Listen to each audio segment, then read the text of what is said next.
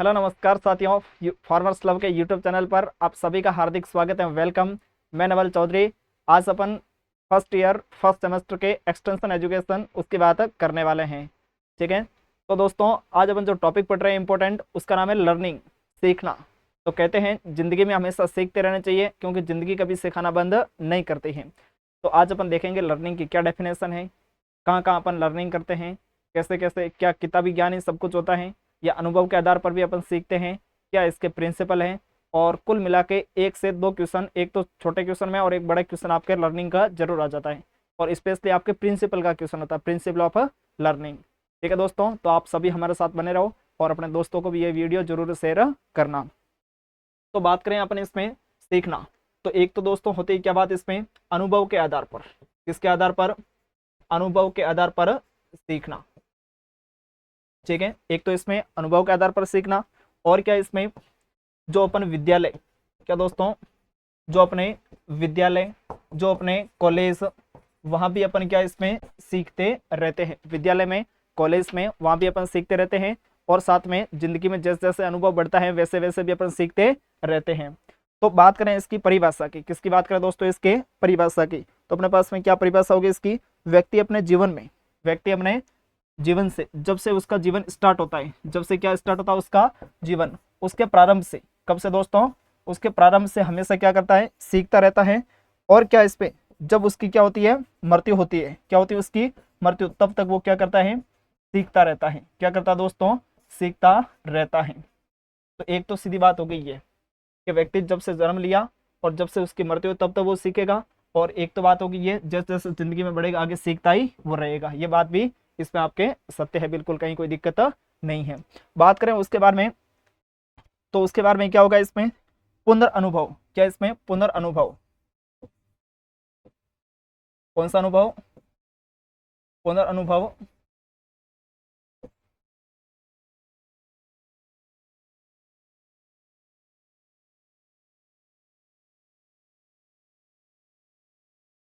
एक सेकंड।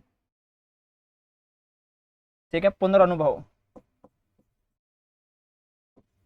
पुनर्अनुभव के आधार पर, किसके आधार पर, पुनर्अनुभव के आधार पर।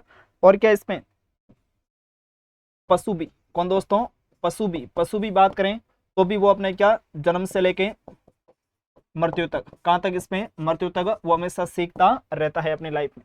पुनर्अनुभव, इसका अर्थ क्या हुआ, एक बार अपन को कोई गलती की, उसका अपन को एहसास होगा कि भाई ऐसा करने से ऐसा होता है। जैसे अपने को करेला खाने से मुंह खरा होता है, तो फिर भी अपन वापस से करेला ही खाते हैं, तो अपन को वो अनुभव है कि अपन अनुभव हो गए, मतलब अपन सीख गए कि करेला खाएंगे तो क्या होगा, मुंह खरा होगा इससे।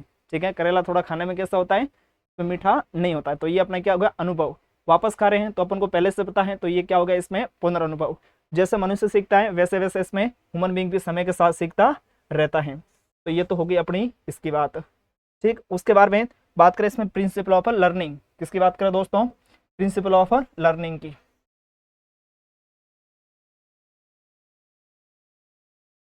प्रिंसिपल ऑफ,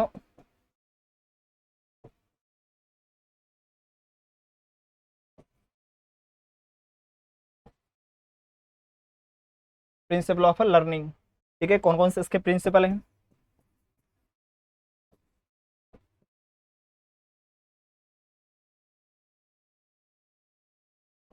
तो अपने पास में कुल इसके 5 प्रिंसिपल कर देते, कितने कर दे इसमें, 5। ठीक है, पहला है इसमें किसके, प्रिंसिपल ऑफ मोटिवेशन, मोटिवेशन के आधार पर, किसके आधार पर, इसमें मोटिवेशन के आधार पर। जैसे इसको बोलते इसमें तत्परता, या फिर बोलते इसमें प्रेरणा, किसके आधार पर, प्रेरणा के आधार पर, किसके आधार पर, प्रेरणा के आधार पर। ठीक है, दूसरा क्या बोलते इसमें, ज्ञानेंद्रियों के आधार पर, किसके आधार पर दोस्तों, ज्ञानेंद्रियों के आधार पर, ज्ञानेंद्रियों के आधार पर। ठीक है, ज्ञानेंद्रिय जैसे कौन हो गया, अपनी आंखें हैं, ठीक है, अपने नाक है, अपने कान है, ठीक है, या बाल है, अपने यहाँ से कोई टच करता है अपन को तुरंत पता चलता, तो ये भी क्या होगी, एक ज्ञानेंद्रिय हो गई, इसके आधार पर भी। उसके बाद में नेक्स्ट बात करें तो अपन किसके, वातावरण के आधार पर भी सीखते हैं, किसके आधार पर दोस्तों, वातावरण, वातावरण के आधार पर भी सीखते हैं। ठीक है, और उसके बाद में प्रशंसा के आधार पर, तो कोई प्रशंसा करता है मतलब उसको ऊपर चढ़ा दिया थोड़ा। ठीक है, या फिर किसको कह दो उसको, संस्कृति के आधार पर कह दो उसको, नहीं सांस्कृतिक इसमें नहीं, उसको अगले में ले लेंगे, यहाँ प्रशंसा के आधार पर। और लास्ट में क्या गया इसमें, इसको पुरस्कार भी बोल दो, क्या बोल दो इसमें, पुरस्कार के आधार पर। ठीक है, आपके 10th में अच्छे परसेंटेज आए, आपको स्टेट लेवल पे सम्मानित किया, तो आप 12th में भी अच्छी मेहनत करोगे, देखोगे कि भाई मैं 10th में भी अच्छा मुझे प्रेरणा मिला था और मुझे सम्मानित भी किया लोगों के सामने, तो अगले बार भी मैं अच्छी मेहनत करूंगा। और उसके बाद में लास्ट में कौन रहा है, सक्रिय। क्या इसमें सक्रिय या बोलते इसमें निष्क्रिय, इसका एक अगेंस्ट ले लो जस्ट, कौन इसमें, निष्क्रिय। जैसे आप हमेशा क्या रहते हो, यूट्यूब पे हमेशा सक्रिय रहते हो, अवेयर रहते हो कि भाई क्या कोई नया अपडेट वीडियो क्या आया, तो वहां से आप कुछ आएगा तो आप कुछ सीखोगे। ठीक है, नया वीडियो आएगा कि भाई आज इस लेक्चर का आ गया, तो आप यहाँ से सीखोगे नया, आपको पता रहेगा, आप अपडेट रहोगे। लेकिन आप निष्क्रिय हो, बिल्कुल क्या हो, निष्क्रिय, आपको पता ही नहीं है कहाँ पढ़ना है कहाँ नहीं पढ़ना है, कौन सी बुक होती है अपने इस सब्जेक्ट की, वो पता ही नहीं, तो आप कैसे होगे, नहीं सीखोगे। तो निष्क्रिय सक्रिय रहोगे, हर बात का आप नॉलेज रहेगा। तो ये हो गए इसके प्रिंसिपल। कौन कौन से प्रिंसिपल हो गए देखो, पहला इसमें प्रिंसिपल ऑफ मोटिवेशन, दूसरा कौन सा, ज्ञानेंद्रियों के आधार पर आप सीख सकते हो, और उसके बाद में वातावरण के आधार पर, वातावरण आप लोगों को देख के ही सीखते हैं, कहते हैं ना लोगों की गलतियों से सीख लेना चाहिए, नहीं तो अपन अपने लाइफ में प्रैक्टिकल करेंगे तो जिंदगी कम पड़ जाएगी। उसके बाद में प्रशंसा के आधार पर सीख लो, सक्रिय और निष्क्रियता के आधार पर सीख लो। अब इसमें सबसे फर्स्ट कौन आता है आपके पास में, प्रेरणा, सॉरी वो इसमें मोटिवेशन, कौन आता है सबसे फर्स्ट इसमें, मोटिवेशन आपके आता है। तो मोटिवेशन से कैसे, जब एक व्यक्ति, क्या इसमें, जब एक व्यक्ति को अपने किसी भी कार्य को करने के लिए, किसी भी कार्य को करने की उसकी इच्छा होती है, उसकी रुचि होती है, क्या होती है, उसकी इच्छा होती है, रुचि होती है, तो वह उसे करने और उसके लिए हमेशा क्या प्रेरित रहता है, उसके लिए क्या रहता है, हमेशा प्रेरित रहता है। जब कोई उसका कार्य है कि भाई मुझे ये कार्य करना ही है, तो उसके लिए वो हमेशा क्या रहेगा, प्रेरित रहेगा। ठीक है, और क्या रहेगा इसमें,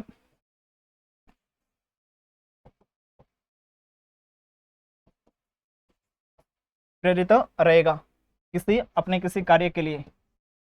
ठीक है, कि उसका मोटिवेशन क्या है, आने वाले उसको 12th के एग्जाम है उसमें अच्छे से पढ़ना है, या फर्स्ट सेमेस्टर के एग्जाम है उसमें अच्छे से पढ़ना है, वो उसका मोटिवेशन है। ठीक है, उसके बाद बात करें तो और क्या उसका हो सकता है, तो अपने पास में विशेष या फिर अधिक। ठीक है, उसके कुछ हालात हो सकते हैं, क्या हो सकते हैं उसके हालात। एक बच्चा है जिसको मान लो कि क्या इसमें उसको इसीलिए उसका एडमिशन लिया गया है कि भाई तू फर्स्ट डिवीजन रखेगा तो तेरी क्या कर देंगे, 50% फीस ऑफ कर देंगे। कितने का, इसमें 50% फीस ऑफ। तो उसके तो क्या हालात इस प्रकार है, उसको तो पढ़ना ही पड़ेगा किसी भी कंडीशन में, नहीं अगर वो नहीं इतना मतलब पढ़ पाया, फर्स्ट डिवीजन नहीं ला पाया, तो उसके जब परसेंटेज कम बढ़ेंगे, परसेंटेज कम बढ़ेंगे, उसकी फीस उसको पूरी पे करनी पड़ेगी। ठीक है, तो ये भी इसमें आपको एक बड़ा रोल प्ले करता है कि उसका वो मोटिवेशन है कि भाई मैं फर्स्ट रैंक लाऊंगा तो मुझे 50% फीस वापस मिलेगी। नेक्स्ट है इसमें ज्ञानेंद्रिया। तो ज्ञानेंद्रिय आप सभी जानते हो, इसमें ज्ञानेंद्रियों के आधार पर कैसे, जो भी अपने आँख है, नाक है, कान है, ठीक है, उसके आधार पर भी अपन सीखते हैं। और ये तो एक प्रयोगों ने भी साबित किया है, क्या क्या इसमें प्रयोगों ने भी साबित किया है कि जो ज्ञानेंद्रियों द्वारा सीखते हैं वो सबसे ज़्यादा अपन को याद रहता है। क्या रहता है इसमें, सबसे ज़्यादा इसमें याद रहता है। ठीक है, और उसके बाद में तीसरा आता है इसमें सामाजिक व सांस्कृतिक। तीसरा कौन सा, इसमें वातावरण बोल दो या क्या बोलते हैं इसको, सामाजिक। ठीक है, जो समाज में सीखते हैं, कहाँ सीखते हैं, जो इसमें समाज में, कैसे, जैसे आप जहाँ पे भी रहते हो, जैसे आप जहाँ पे भी रहते हो तो फर्क तो पड़ता ही है उस कम्युनिटी का, या जिन लोगों के साथ रहते हो उनका फर्क तो पड़ता ही है। जो वो वैसी बातें कर रहे हैं वैसे वैसे आप ही हो जाओगे, वो अगर अच्छी बातें कर रहे हैं तो आप बुरे हो तो भी उनके साथ रह के आप अच्छे हो जाओगे। ठीक है, और अगर वो अच्छे नहीं हैं और आप अच्छे हैं, उनके साथ रह रहे हो तो भी वो दिक्कत आ जाएगी इस प्रकार से। ठीक है ना, तो वातावरण का प्रभाव पड़ता है, पढ़ाई का माहौल है तो अच्छी पढ़ाई हो जाएगी, और कॉलेज में उस प्रकार का माहौल है, रंग बिरंगी दुनिया है, तो फिर रंग बिरंगे आप भी हो जाओगे साथ में। उसके बाद में प्रशंसा पुरस्कार। तो प्रशंसा पुरस्कार में आपको कहा भी था जिस प्रकार से क्या इसमें इसमें मनोवैज्ञानिक मतलब इसमें एक साइकोलॉजिस्ट का ये मानना है इसमें, क्या किसी व्यक्ति को उसकी प्रशंसा करें या उसको क्या इसमें पुरस्कार दे, क्या दे उसको पुरस्कार, तो उसको मानसिक संतुष्टि मिलती है। क्या मिलती है उसको, मानसिक संतुष्टि मिलती है। ठीक है, और मानसिक संतुष्टि के साथ साथ उसकी कार्य क्षमता भी बढ़ती है, काफी सारे ऑर्गेनाइजेशन में आपको पता है किसी को बेस्ट कार्य होते हैं उसको दिवाली पे रिवार्ड देते हैं कि भाई पूरे वर्ष का आपका अच्छा कार्य था, जब पूरे वर्ष का अच्छा कार्य उसको रिवार्ड देगा तो बाकी वालों को भी ये लगता है कि भाई इनको रिवार्ड मिला है तो अगली बार हमको भी मिलना चाहिए। या जब आप टेस्ट में फर्स्ट आते हो और तो इसमें बाकी वालों को जब प्राइज़ मिलता है तो आपको भी प्रेरणा रहती है एक कि भाई मैं भी अब की बार फर्स्ट आऊँ, ये प्राइज़ मुझे भी मिले। ठीक है, और जिसको मिला है उसको भी अंदर से रहता है कि भाई मेरी ये पोजीशन है ये हमेशा बनी रहनी चाहिए। तो एक कार्य करने के अंदर से अलग ही वो शांति मिलती है। और उसको प्रमाण पत्र भी देते हैं, पुरस्कार देते हैं उस समय, तो उसका भी एक अलग रहता है, उसको जीवन भर याद भी रहता है और प्रतिस्पर्धा भी बढ़ती है। जैसे किसानों में भी देख लो, कोई प्रगतिशील किसान है, अच्छा किसान है, बढ़िया कार्य कर रहा है, उसको कोई स्टेट लेवल के होता है कार्यक्रम, उसको वहाँ उसको सम्मानित करवाते हैं। जब उसको वहाँ पे सम्मानित करवाते हैं तो क्या होता है, बाकी के किसानों पर भी फर्क पड़ता है। बाकी किसान देखते भाई इसने अपने गाँव का हो गया अच्छा किया, तो अपन भी अच्छा करेंगे, ताकि अपना भी आगे वहाँ पर नंबर आ सके। ठीक है, उसके बाद में नेक्स्ट आता है इस पर सक्रिय। क्या इसमें अपने पास सक्रिय या फिर इसमें निष्क्रियता के आधार पर। तो सक्रिय निष्क्रियता के आधार पर कैसे, या तो एक्टिव रहेगा तो ज़्यादा सीखेगा, इनएक्टिव रहेगा तो इतना ज़्यादा कुछ सीखा नहीं पाएगा। जो भी एक्सटेंशन वर्कर होता है, कौन होता है दोस्तों, एक्सटेंशन वर्कर, वो अपने ग्रामीण को, क्या इसमें ग्रामीण कार्यक्रमों को स्पष्ट व संक्षिप्त उद्देश्य बनाने में मदद करें। स्पष्ट कर दे भाई, कोई एक्सटेंशन वर्कर गाँव में कार्य कर रहा है तो उसका क्या उद्देश्य है, कोई नई टेक्नोलॉजी किसानों को अपनानी है, कोई नई वैरायटी है ये वो किसानों को देनी है, उसको उगाने के लिए उनको प्रेरित करना है, क्या उद्देश्य है उसका, उसका क्या उद्देश्य है, वही सारी होगी शायद आपको। ठीक है, तो वो उसका उद्देश्य क्या क्लियर होना चाहिए। और क्या, अपनी भागीदारी बताएं और किसानों की क्या क्या समस्या उनको सुने। ठीक है, वो गांव में अगर अच्छे तरीके से क्या रहेगा, सक्रिय रहेगा, तो उसके उस गांव के रिजल्ट भी फिर अच्छे ही आएंगे अपने पास। ठीक है, उसके बाद में नेक्स्ट इसके सिद्धांत भी हो गए, इसकी परिभाषा भी हो गई, और उसके बारे में प्रिंसिपल प्रोग्रेस इवोल्यूशन। अब अपन इसकी इवोल्यूशन भी करेंगे, प्रोग्रेस की क्या करेंगे, उसकी इवोल्यूशन। अपन ने जो कार्य किया उसका मूल्यांकन, क्या करेंगे, उसका मूल्यांकन। ठीक है, या बोलते उसको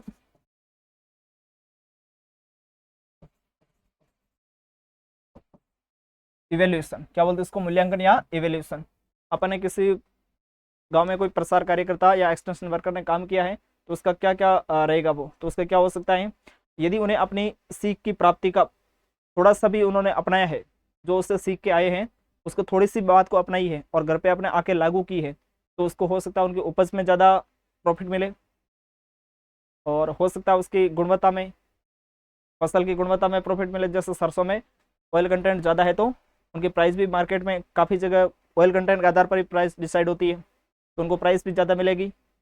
ठीक है, वो खुद अपने आंतरिक रूप से उसका बात का मूल्यांकन करेगा समय समय पर, हर कार्यक्रम में जाएगा, कार्यक्रम में वापस आएगा, उसको अपनाएगा और अपनाने के बाद उसका अपना मूल्यांकन करेगा। ठीक है, और फिर क्या होगा, जिसमें सुधार आएगा उससे उसके पास वाले किसान है वो भी उससे सीखेंगे, उससे पास वाले भी सीखेगा, मतलब उसके फैमिलियर इस प्रकार का एनवायरनमेंट हो जाएगा। ठीक है, तो उसका भी सीखेगा। और कई बार क्या होता है, एक आगे बढ़ जाता है, दूसरों वाला क्या दिक्कत हो जाती है, तो उसका नेगेटिव इफेक्ट भी पड़ता है। ठीक है, नेगेटिव। या फिर इसमें देख लो, एक कोई अपने पास सीखने का स्थान है, और सीखने का स्थान मान लो स्कूल ही मान लो, तो स्कूल में क्या होना चाहिए, सब अच्छे प्रकार से भौतिक व्यवस्था होनी चाहिए, भौतिक रूप से व्यवस्था हो। ठीक है, पारिवारिक वातावरण की आवश्यकता होनी चाहिए एक, कि भाई स्टूडेंट को टीचर पे ट्रस्ट हो, टीचर को स्टूडेंट पे ट्रस्ट हो। ठीक है, और स्टूडेंट को ये लगे जो टीचर सिखा रहे हैं वो अच्छे तरीके से हमें सिखा रहे हैं और जो हमारे लिए काम आएगा। और एक अच्छा स्थान हो, अंदर पानी की भी व्यवस्था हो, बैठने की अच्छी व्यवस्था हो। ठीक है, टेबल कुर्सी सब हो अच्छे तरीके से, तो उसमें एक अच्छा प्रभाव जाता है, अच्छे तरीके से वो सीख पाते हैं। ठीक है, उसके बाद में आते हैं इसमें टाइप ऑफ लर्निंग। क्या आती है नेक्स्ट अपने पास में, टाइप ऑफ लर्निंग। लर्निंग की क्या क्या टाइप है, देखते हैं इसमें टाइप ऑफ लर्निंग के।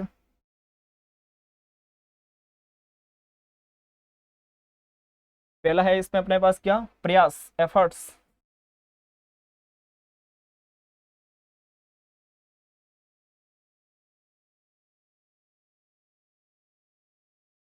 Types of learning.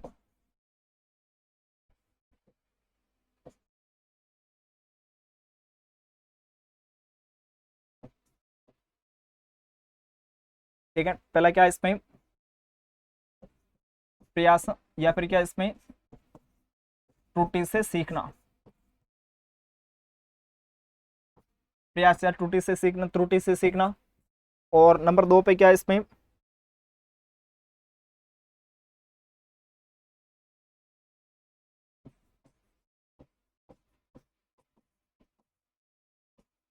सूझबूझ, या बोलते हैं इसमें इनसाइड,